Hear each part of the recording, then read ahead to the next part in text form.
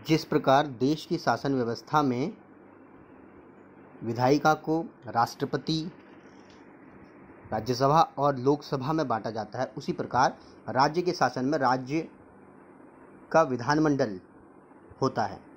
राज्य का विधानमंडल राज्य की विधायिका होता है, इसका नाम विधानमंडल होता है। विधानमंडल का एक हिस्सा राज्यपाल, विधान परिषद और विधानसभा, ये 3 हिस्से विधानमंडल के होते हैं।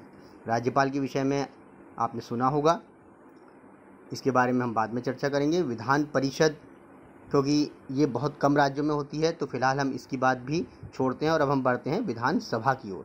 विधानसभा सभी राज्यों में होती है और इसका चुनाव भी बिल्कुल जैसे देश में लोकसभा का चुनाव होता है, ठीक उसी प्रकार से विधानसभा का चुनाव राज्यों में होता है। राज्य को भी देश की ही भांति विधानसभा के लिए निर्वाचन क्षेत्रों में बांटा जाता है। हर राज्य में जनसंख्या के आधार पर अलग अलग निर्वाचन क्षेत्र हैं। हर निर्वाचन क्षेत्र से 18 वर्ष के ऊपर जो व्यक्ति वहां निवास करते हैं वो वोट देते हैं और अपना एक प्रतिनिधि चुनते हैं। इस प्रकार से जितने भी निर्वाचन क्षेत्र होते हैं उनसे हर व्यक्ति जो चुनाव जीतते हैं विधानसभा में आते हैं और विधानसभा पूर्ण होती है।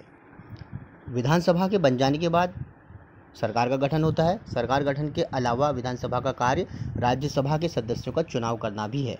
राज्यसभा के सदस्य हर राज्यों में अलग अलग अनुपात में है, जितनी जनसंख्या उसी हिसाब से उस राज्य को राज्यसभा सदस्य आवंटित किए गए हैं।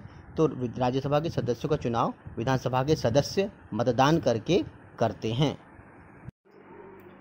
हमारे देश की जो राज्यसभा होती है उसमें 233 + 12 कुल मिलाकर 245 सदस्य होते हैं। 233 का अर्थ है जो लोग विधानसभाओं के द्वारा चुने जाते हैं और 12 का अर्थ है जिन्हें राष्ट्रपति मनोनीत करता है। ये लोग बिना चुनाव के कला, संस्कृति, साहित्य, खेल जगत आदि के क्षेत्र से होते हैं, इसलिए इनको राष्ट्रपति मनोनीत करते हैं।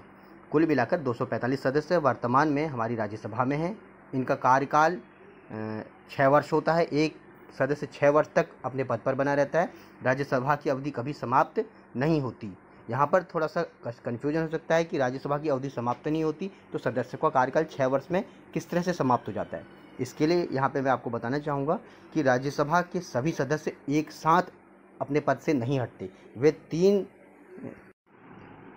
बराबर हिस्सों में बटे होते हैं और हर हिस्से का कार्यकाल न एक साथ शुरू होता है न एक साथ समाप्त। यहाँ हम एक उदाहरण से देख सकते हैं। जैसे कुल सदस्य हमारे पास 245 हैं। हमने इनको 3 हिस्सों में बांट लिया, ए, बी, सी, 82, 82, 81। ए हिस्सा 82 है, उसका कार्यकाल 1952 में शुरू हुआ।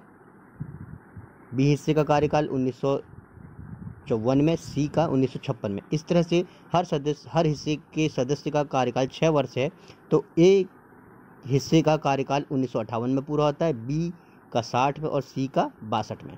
इस तरह से हर 6 वर्ष कार्यकाल सबका पूरा हुआ, लेकिन एक साथ सभी का कार्यकाल समाप्त नहीं हुआ। इस तरह से राज्यसभा हमेशा बनी रहती है क्योंकि उसके सदस्य एक साथ अपनी अवधि को समाप्त नहीं करते, इसलिए राज्यसभा सदैव बनी रहती, कभी समाप्त नहीं होती।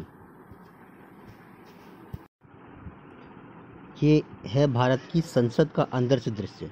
ये जो आपको दिखाई दे रही है ये राज्यसभा के चित्र हैं दोनों, ये भी राज्यसभा का और ये भी। लोकसभा भी इसी प्रकार से होती है। लोकसभा में भी इसी प्रकार की बैठक व्यवस्था होती है। तो लोकसभा और राज्यसभा के अंदर सदस्य इस प्रकार से बैठते हैं। मुख्य स्थान अध्यक्ष का होता है लोकसभा में भी और राज्यसभा में भी मुख्य स्थान अध्यक्ष का यहाँ पर होता है। बाकी सारे सदस्य ये जो चेयर यहाँ पे लगी हैं इनमें बैठते हैं। राज्यसभा को हमारे देश में इसलिए बनाया गया है क्योंकि हमारे देश में संघात्मक शासन है, जहाँ केंद्र और राज्य 2 स्तर की सरकारें होती हैं।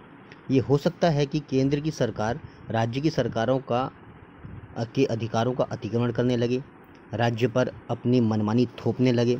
इसलिए राज्यों के प्रतिनिधित्व के लिए राज्यसभा को बनाया गया है। राज्यसभा का कार्य है राज्यसभा का प्रतिनिधित्व करना। केंद्र सरकार यदि राज्यों के अधिकारों को कुछ कम करने की कोशिश करे, ऐसा कोई संविधान संशोधन करे या ऐसा कोई निर्णय ले, तो राज्यसभा राज्यों का प्रतिनिधित्व करती है। इसलिए उसका ये दायित्व होता है कि वो केंद्र सरकार पर एक लगाम लगाए रखे, जिससे कि केंद्र सरकार निरंकुश होकर पूरे देश पर शासन ना करे, राज्यों को साथ लेकर चले। संसद के 2 अंगों के बारे में हम पढ़ चुके हैं, लोकसभा और राज्यसभा। तो अब तीसरे अंग की ओर चलते हैं, अर्थात हमारे राष्ट्रपति। राष्ट्रपति के बारे में पढ़ने से पहले आइए हम जान लेते हैं वर्तमान में हमारे राष्ट्रपति कौन हैं। ये आप चित्र में देख सकते हैं, वर्तमान में हमारे राष्ट्रपति श्री रामनाथ कोविंद हैं। आप उनका चित्र यहाँ देख सकते हैं। नीचे उनका भवन दिया गया है। ये है राष्ट्रपति भवन। यहाँ पर राष्ट्रपति निवास करते हैं और यहीं इनका कार्यालय भी होता है।